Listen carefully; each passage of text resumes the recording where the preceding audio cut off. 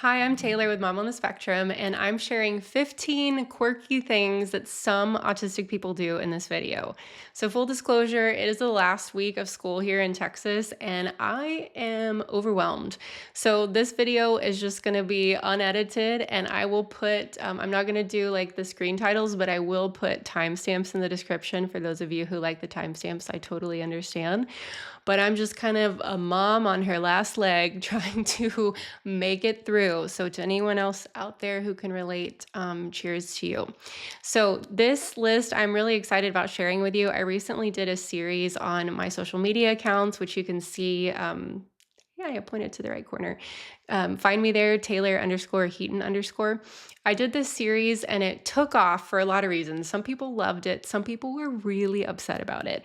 So I want to take a second real quick to just apologize to those of you who felt othered by the short form video, the short form series of the short form version of this series. So, and I'll talk about it in one of the points that I'm disclosing, but I know that specificity of language is really important for our community. And by originally calling this series Things Autistic People Do, I know some of you felt othered and felt unseen because you were thinking, oh, that's not me, that doesn't resonate with me. So I'm sorry that I made some of you feel that way. I just want you to know that's part of why I like long form content better, like here on YouTube, because I can expand more on where I'm coming from and my perspective. But just know that I truly believe if you've met one autistic person, you've met one autistic person, and all of our experiences can be vastly different from one another. And that's part of what makes our community so beautiful. So this list is just a general overview of some interesting things I've noticed that some autistic people do. Okay, so with that being said, the last thing I'm going to say, I promise, the last thing I'm going to say is that I just opened my online Mom on the Spectrum community to everyone, okay? So if you'd like to check it out and see what it's all about, you can interact with other autistic adults, share resources, ask questions, direct message each other. I love it. It's such a beautiful corner of the internet, and I will put a link in the description in case you want to check it out. There's a 7-day free trial. You don't even have to put a credit card in. Would love to connect with you there. Okay, number one. Here we go. One thing that some autistic people do. Oh my goodness, my list. I got out of it. One thing is that we like secret thumb holes in clothing. I know that sounds weird. So that's why I started this series. I was sitting in my car and I was like, I had my sweatshirt on and it had the little thumb holes. And I was like, this is so stemmy. And I've always gravitated towards clothing that has this type of feel. And so I started talking about that in one of my short form videos that started the series off. And so what I found out in the comments is that not only do a lot of us like these types of clothing, but if it doesn't have a thumb hole, we make our own. So a lot of us tend to like pull our sleeves down over our hands, and if there's not a thumb hole, we'll just like we do that motion so much that it creates a hole with our thumbs. So I thought that was super interesting. The second thing is that some autistic people do is that we do not like being asked to choose our favorite anything, except maybe color. I'll get to that in a second. So this is something I've noticed in the support groups that I run, and I'll put a link to that in the description as well. I started asking some like get to know you questions. What's your favorite movie? What's your favorite song? Whatever. But it creates panic, okay? Because we think, I'll speak for myself. I'm like, okay, if I choose a favorite, what does that say about me to the other person if they're just now meeting me and I say that this is my favorite movie, but it depends on what season of life I'm in and how I'm wanting to feel at the moment. Are we talking comedy? Are we talking drama? And it can feel something in the comments that I kept seeing people write was that some of us feel bad about the other thing that we don't choose. Even if it's an inanimate object, like not a human, we like feel bad for not choosing the other thing. But the other thing that was just wild in the comments was like, people were like, don't ask me what my favorite anything is. The only thing I know my favorite of is my favorite color. And my favorite color is purple. Okay, so I know that's a generalization, but check out the comments on these on my socials. The amount of people in the autistic community who said purple is their favorite color, I was blown away. So let me know in the comments if that's your favorite color. The third thing that some autistic people do is we speak in paragraphs rather than sentences. So if somebody asks you a question or you feel like you need to share something in a conversation, rather than just answering straight out or just posing a thought or idea, we tend to give context. That's what I kept seeing in the comments. Context, context, context. Here's where I'm coming from. Here's why I feel this way. Here's the reason I'm sharing this with you. We give a lot of information. We tend to need to build things up before we actually say what we're saying. Any loved ones of autistic people want to comment on that in the chat, in the comments? Okay, number 4, we are skeptical. Some autistic people are skeptical of marketing strategies, like very skeptical. And I think there's some demand avoidance element in here as well. For me, I know that companies have paid the most money to be on the middle of the shelf, like at eye level. So I purposely will like look at the bottom and look at the top and try to buy something from, it's just stuff like that. But also I hate the feeling of being sold to. And it's not that I feel I'm immune to marketing, but I do feel like I'm much more aware of it. And I'm much more aware of the fact that we're taught to want something because somebody else is telling us that we need it. So, what I've generally found is that within our community, autistic people are more, um, we're more likely to inform ourselves about a product before we purchase it. And we're also more likely to purchase based off of need rather than want, or rather than like an impulse buy. Now, here's the caveat that I learned in the comments and also for myself. Maybe for ADHD, there tends to be some impulse buying. So that's not always the case, right? But generally speaking, we tend to be a little bit more privy to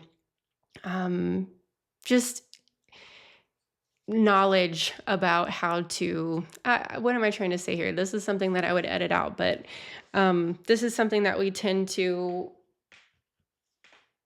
be more, we tend to take more time to understand how we purchase things. Thanks for sticking with me on that. My words, I told you, end of the school year, I'm done. Okay. Number 5, we will wait for other people to share their thoughts before adding ours. Okay, there's more to this. Let me unpack this. The concept behind this is that it can be hard for autistic people to know how to join in a conversation. And I think for me personally, I always want to be respectful and to let the other person finish a thought before I share mine. But it's also really, really hard once I figure out what I want to say. It's hard to hold that thought and remember it while also trying to pay attention to the conversation and keep up with where the conversation is at.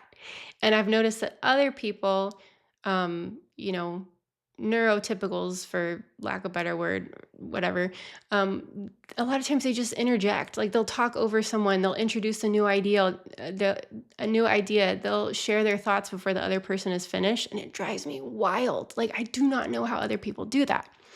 But again, if you add ADHD into the mix, some of us impulsively will share, again, because it's hard to hold that idea. We just share it as soon as we have it. Okay, so there's a range of interactions here, but a picture that I like to share along with this is that my stomach's about to growl so loud. Is like jump rope at recess. So if 2 kids are swinging the jump rope and another kid's trying to time how to jump in, that's how it feels for me when I'm trying to join in a group conversation. Um, and so that's the concept behind this. Words are hard right now. That's the concept behind this number 5 that we are talking about waiting for other people to share their thoughts before jumping in. Number 6, we have very specific lighting preferences. Some of us do. So for me personally, I always want natural lighting. As soon as I wake up, it's one of the first things I do. I open all the blinds in my house and I will only turn on an overhead light if I absolutely need it. Usually the only overhead light that I use ever is my kitchen light, and anything else is going to be a lamp, and that's only when there's like a certain point in the evening when the sun hits a certain point in the sky. All the blinds are closed, and then only necessary lamps are on. So let me know if you have specific lighting preferences. I've got all of these time stamped in the description if you want to jump around. Number 7, some of us hate getting our hands sticky or messy or wet. Wet is a big one for me. If my hands are going to be wet, it needs to be because everything else is covered in water too, like I'm showering or taking a bath or swimming. But if it's just that my hands are wet, I cannot get them dry fast enough. Particularly when it comes to washing dishes. And this might sound hyperbolic, but learning to use dishwashing gloves whenever I'm washing dishes has been life-changing for me because I didn't realize how much sensory overwhelm was involved in that part of life for me. So what I learned in the comments about the dishwashing gloves when I've shared more about this, equally upsetting is that feeling of the water running back into the glove. I know some of you are like, don't talk about it. So there are gloves that fold down to prevent this. And then also the gloves that I like, which I'm not affiliated with, but it's Mr. Clean, and there's like a velvety inside. So you don't get that sticky, rubbery feeling inside the gloves, and then it has the cuff over the top. You're welcome. Check them out. Really life-changing. Number 8. So this is, some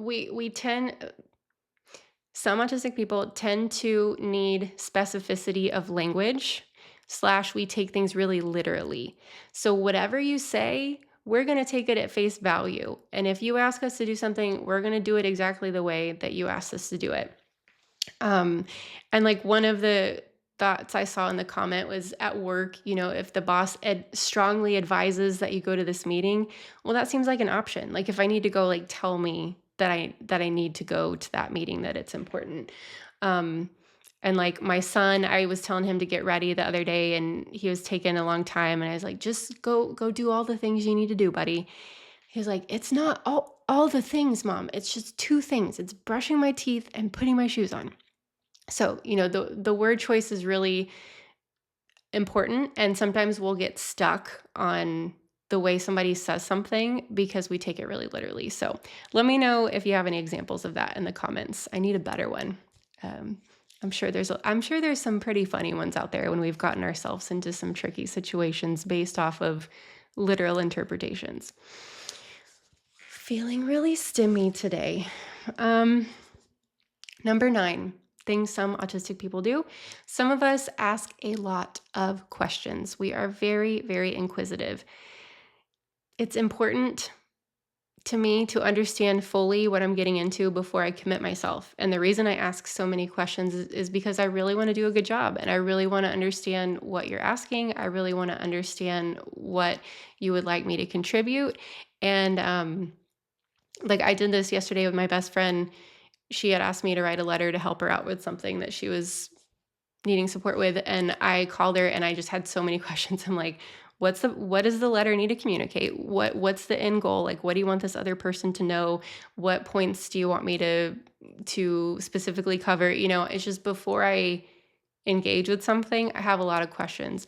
And people within the community have said sometimes they're perceived as difficult or critical because we ask a lot of questions, but it's really just, generally speaking, I think because we want to do a good job and we want to show up in a way that, is what the other person is looking for. Like we want to do our best.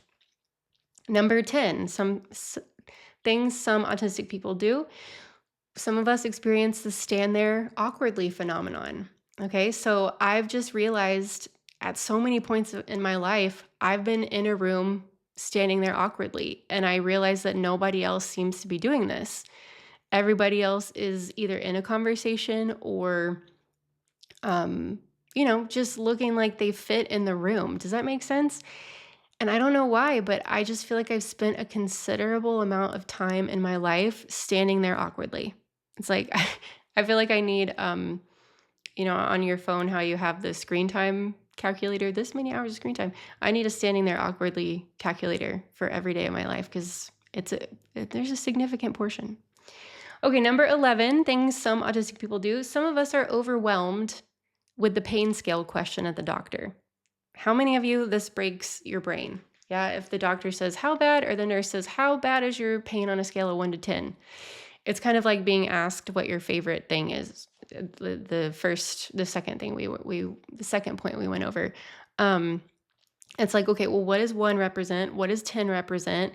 Does it matter? Like, how does this compare to the patient before me? Are you going to think, I don't know. There's so many things I think about of like, well, is 10 that I'm dying?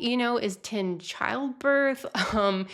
And my bottom line is like, I came to the doctor because I'm hurting, and let's just start from there. But the pain scale to me, it just seems totally irrelevant because it's like, how do I translate the pain I'm feeling to something that the nurse or doctor would understand? They don't know me. They just have spent 30 seconds with me. I don't like that question. And I know from the comments on those shorts that that is so frustrating to many of you as well. Okay, number 12, the 12th thing that some autistic people do, we have trouble understanding expectations.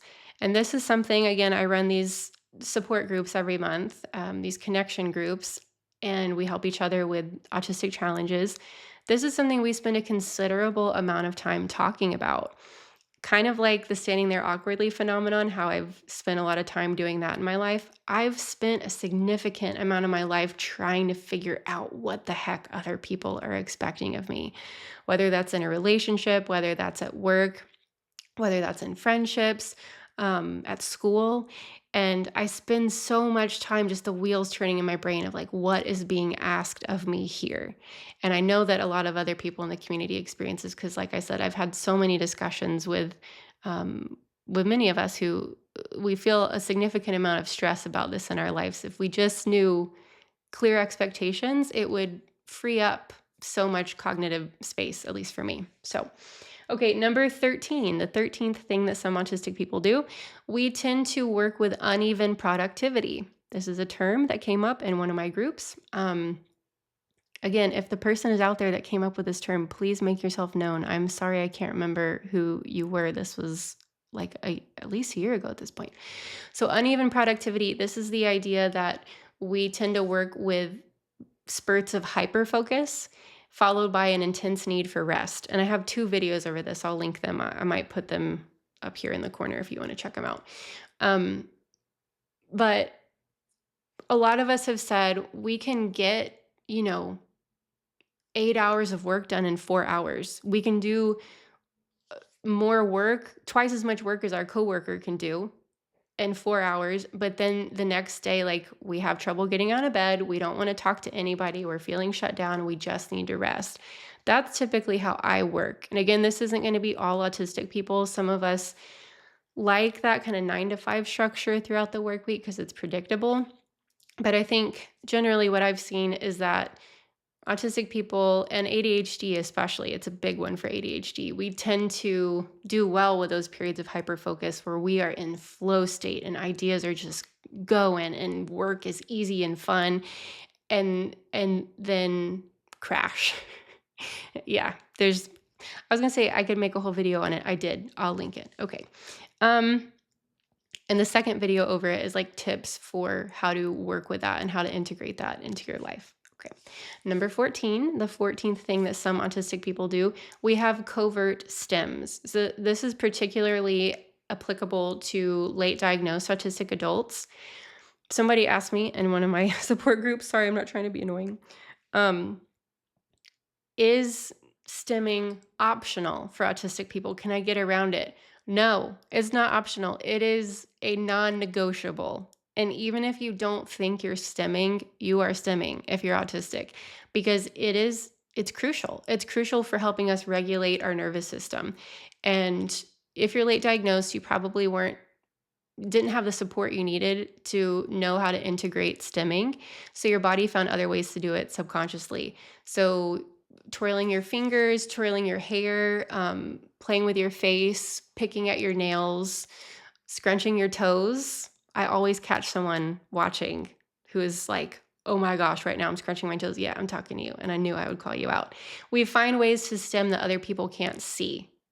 Blinking, lots of covert stims. I'm still figuring out ways that I covertly stemmed when I was younger before I knew I was autistic. Okay, and then the last one on our list, number 15, the 15th thing that some autistic people do, we are keenly aware of being perceived. And that oftentimes makes us feel very uncomfortable. So this feeling of being perceived like someone's aware of our thoughts, or like really observing like how we're taking up space or talking or thinking or moving, it's really unsettling. And for me, for some reason, I find that it kind of just hits, like all of a sudden I'll just be overwhelmed with this idea of like, oh my gosh, everybody's thinking about me and how I'm showing up right now in this moment. And I just don't want to be seen. I don't want to be thought about. I don't want to be looked at. It becomes very overwhelming and makes me just want to retreat and hide away from everyone. And I know, many others in the community can resonate with this idea of like not wanting to be perceived a lot of times. And that can make a lot of things difficult, but especially social interaction. So speaking of social interaction, again, I just want to mention my online community that I'm so, so proud of. I will put a link in the chat. You might be able to reach it at mots.circle.so, mots.circle.so, but I'll put the direct link in the description. Check it out, 7-day free trial. And then also, if you want to join one of my discussion groups, one of my support groups, they're awesome. It's my favorite part about the work that I do. There's 10 to 12 of us who meet every week for 60 minutes, and the discussion is based off of questions submitted by group members. It's enlightening. It's basically a study of what it means to be autistic and getting to hear other people's experiences about it. So, link to both of those things in the description. Let me know your thoughts in the comments about which of these things are resonating with you the most, which of these experiences. And let me know if you have any more ideas for like the quirky ones, the quirky little idiosyncrasies that tend to show up within our community, because I think they're so fun and fascinating. Okay, thank you for watching, and make sure you subscribe to the channel if you haven't already. It's an amazing, beautiful community, and I will see you in the next video. Bye.